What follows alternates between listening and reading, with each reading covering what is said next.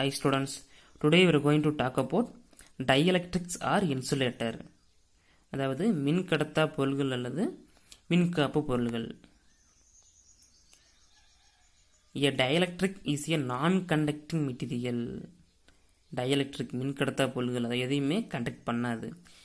So அப்படி இருக்கும்போது அதுக்கு உள்ள எலக்ட்ரான்ஸ் எப்படி இருக்கும்னா ஃப்ரீயாக மூவ் ஆகாது.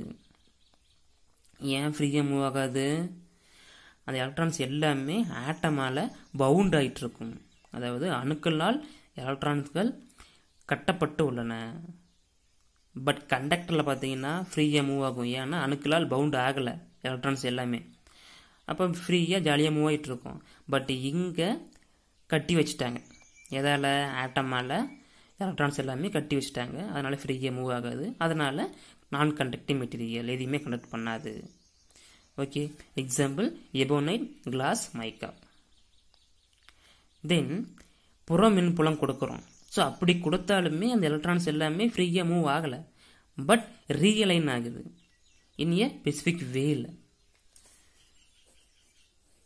இது ஒரு கண்டக்டர் இருக்குது, அதாவது இன்சுலேட்டர் இருக்குது. அதில் எலக்ட்ரான்ஸ் ஃப்ரீயாக மூவ் ஆகாது, பட் இருக்கும். ஓகே, நம்ம புற மின்புலம் கொடுக்குறோம். பட் என்ன ஆகுது? ஒரு அரேஞ்ச்மெண்ட்டுக்கு வரும். சரியா? ஒரு ரீஅலைனுக்கு வருது. சரியா? அதில் டூ வே இருக்குது. அதாவது a dielectric is a made up of either polar molecules or non polar molecules. First பார்க்க போகிறது நான் போலார் மாலிகுல்ஸ், மின் முனைவற்ற மூலக்கூறு, நான் போலார் மாலிகுல்ஸ். ஸோ இதில் டயக்ராம் பாருங்கள். இந்த centre of positive charge negative charge கோஇன்சைடாக இருக்குது. அப்படி கோஇன்சைடாக இருக்கும்போது இது ஒரு டைபோல் மூமெண்ட் இல்லை. பாருங்கள், எல்லாம் ஒன்றாக்குது. டைபோல் மூமெண்ட் என்னது?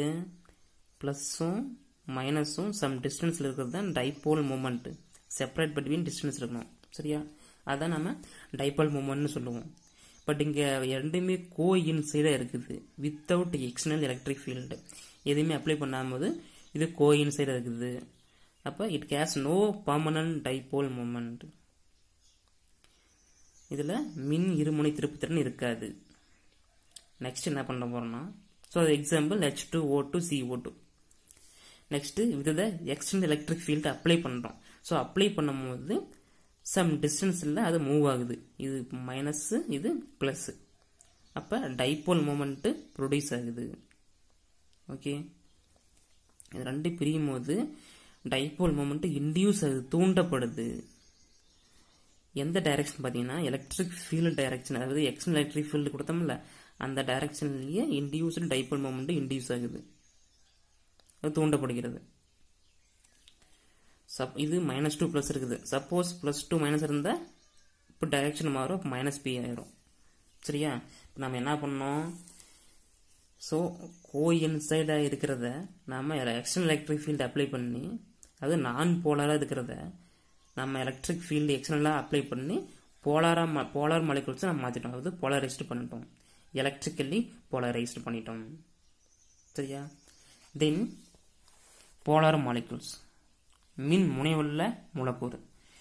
இதில் ஆல்ரெடி சம் செப்பரேட்டட் டிஸ்டன்ஸ் இருக்கும். ப்ளஸ் மைனஸ் இருக்கு பாருங்கள், எல்லாத்துலேயுமே சம் செப்பரேட்டட் டிஸ்டன்ஸ் இருக்கும். ஸோ அதனால் இது பர்மனன்ட் டைபோல் மூமெண்ட். பாருங்கள், இந்த centers of the positive and negative charges are separated even in the absence of an external electric field. நாம் எந்த ஒரு பொருள் மின்புலமும் கொடுக்காத போது அது centre of positive negative charge ஒரு டைபோல் மூமெண்ட்டாக இருக்குது. அதனால் இது permanent dipole moment. Then due to thermal motion, அதாவது வெப்ப இயக்கத்தில் பார்த்துக்கிட்டிங்கன்னா டைபோல் மூமெண்ட்டு ஓரியன்டட் ரேண்டமாக மூவ் ஆகிட்டு இருக்கும். ஃப்ரீயாக இல்லை, ரேண்டமாக ஓரளவுக்கு மூவ் ஆகிட்டு இருக்கும். எப்போனா வெப்ப இயக்கத்தில் ஹீட் பண்ணால் அதெல்லாம் மூவ் ஆகும் இல்லை, தெர்மல் மோஷனில் அது மூவ் ஆகிட்டு இருக்கும். சரியா? ஸோ அப்படி மூவ் ஆகிட்டு இருக்கும்போது நம்ம நெட் டைபோல் மூமெண்ட்டு 0. நம்ம எந்த ஒரு எக்ஸ்டர்னல் எலக்ட்ரிக் ஃபீல்டுமே அப்ளை பண்ணலை. ஸோ அப்படி அப்ளை பண்ணாத போது அதோட net dipole moment is 0 in the absence of external electric field. அதில் எக்ஸாம்பிள் பார்த்துக்கிட்டோம்னா H2O, N2O, HCl, NH3. Then நம்ம என்ன பண்ண போகிறோம்னா எக்ஸ்டர்னல் எலக்ட்ரிக் ஃபீல்டு அப்ளை பண்ணுறோம். அப்படி அப்ளை பண்ணும்போது இது ப்ளஸ்ஸு இது மைனஸு, அதனால் இது ப்ளஸ் நோக்கி மைனஸ் எல்லாம் வந்துடும், மைனஸ் நோக்கி ப்ளஸ் எல்லாம் போயிடும். சரியா? இந்த மேலே அம்புக்குறி கரெக்டாக பாருங்கள், எக்ஸ்டர்னல் எலக்ட்ரிக் ஃபீல்டு. ஸோ அப்படி கொடுக்கும்போது உள்ள டைபோல் மூமெண்ட்டு இன்டியூஸ் ஆகும். நம்ம தெரிஞ்ச விஷயம் தான், டைபோல் மூமெண்ட்டு இன்டியூஸ் ஆகும். இது பாருங்க, இது வந்துட்டு எக்ஸ்டர்னல் எலக்ட்ரிக் ஃபீல்டு அப்ளை பண்ணுறோம், அந்த டைரக்ஷனு உள்ள இன்டர்னல் எலக்ட்ரிக் ஃபீல்டு ப்ரொடியூஸ் ஆகும். அப்போ அதுவும் இன்க்ரீஸ் ஆகும், பட் அதிகமாக இருக்காது. ஏன்னா கண்டக்டரில் பார்த்துக்கிட்டிங்கன்னா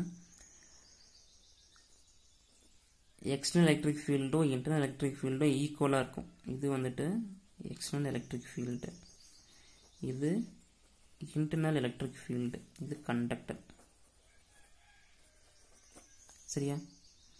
ரெண்டுமே ஈக்குவலாக இருக்கும். அப்போ ஒன்றுக்கு ஒன்று கேன்சல் ஆகி எலக்ட்ரிக் ஃபீல்டு 0 ஆயிரும். பட் இங்கே பார்க்க போகிறது இன்சுலேட்டர். இன்சுலேட்டரில் எலக்ட்ரிக் ஃபீல்டு, அதாவது எக்ஸ்டர்னல் எலக்ட்ரிக் ஃபீல்டு, இது இன்டர்னல் எலக்ட்ரிக் ஃபீல்டு. டைரக்ஷன் பாருங்கள், இதில் அதிகமாக இருக்குது, இது கம்மியாக இருக்குது. அப்போ இன்சுலேட்டரில் நான் கண்டக்டிங் மெட்டீரியலில் எக்ஸ்டர்னல் எலக்ட்ரிக் ஃபீல்டை விட இன்டர்னல் எலக்ட்ரிக் ஃபீல்டு கம்மியாக தான் இன்க்ரீஸ் ஆகும். சரியா? இதனால் ஞாபகம் வச்சுக்கணும். சரி, இது கண்டக்டரில் ரெண்டு சேம் ஈக்குவலாக இன்க்ரீஸ் ஆகும், பட் இன்சுலேட்டரில் ஒன்றுக்கு ஒன்று எக்ஸ்டர்னல் எலக்ட்ரிக் ஃபீல்டோட இன்டர்னல் எலக்ட்ரிக் ஃபீல்டு கம்மியாக தான் இன்க்ரீஸ் ஆகுன்ட்டு. சரியா? இது அப்படி தான், நம்ம எக்ஸ்டர்னல் எலக்ட்ரிக் ஃபீல்டு அப்ளை பண்ணி இதை நம்ம போலரைஸ்டு பண்ணிட்டோம். சரியா? தென் போலரைசேஷன், இந்த very very important 2 mark question. Polarisation, மின் முனைவாக்கம். இது வேறு ஒன்றும் இல்லை, 1 மீட்டர் டியூப்பில் எவ்வளோ போலரைசேஷன் இருக்குது அவ்வளோதான். அதாவது டைபோல் மூமெண்ட் எவ்வளோ இருக்குது, 1 மீட்டர் டியூப்பில் எவ்வளோ டைபோல் மூமெண்ட் இருக்குது. Polarisation P vector is defined as the total dipole moment per unit volume of the dielectric. ஒரு டைஎலக்ட்ரிக் கொண்ட ஒரு யூனிட் வால்யூம் டியூப் இருக்குது, அந்த டியூப்பில் எவ்வளோ டைபோல் மூமெண்ட் இன்டியூஸ்ட் ஆகுது, தூண்டப்படுகிறது, அதான் நம்ம மின் முனைவாக்கம்னு சொல்லுவோம். Polarisation dipole moment P vector equal to psi E external electric field. இந்த psi Eங்கிறது மின் ஈர்ப்புத்திறன், அதாவது எலக்ட்ரிக் சசப்டிபிலிட்டி. ஸோ இந்த எலக்ட்ரிக் சசப்டிபிலிட்டி ஒவ்வொரு இன்சுலேட்டர் மெட்டீரியல் பொறுத்து சேஞ்ச் ஆகும். சரியா? ஓகே, பொறுமையாக பாருங்கள். இதில் நம்ம டயக்ராம் வச்சு நம்ம தியரி எழுதிடலாம், ஒன்றும் பிரச்சனை இல்லை. Okay, thank you.